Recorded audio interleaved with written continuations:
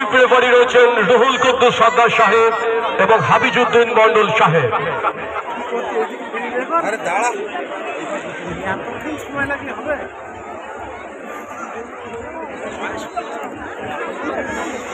কটা বাজে তাই?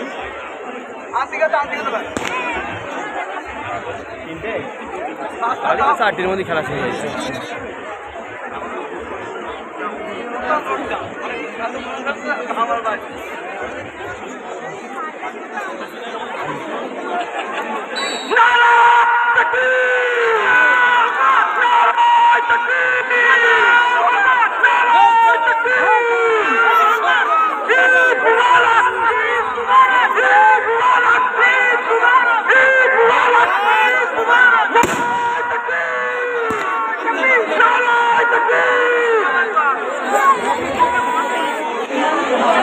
আল্লাহু আকবার ধরে আমাদের মহান ধরে এগিয়ে চলেছে।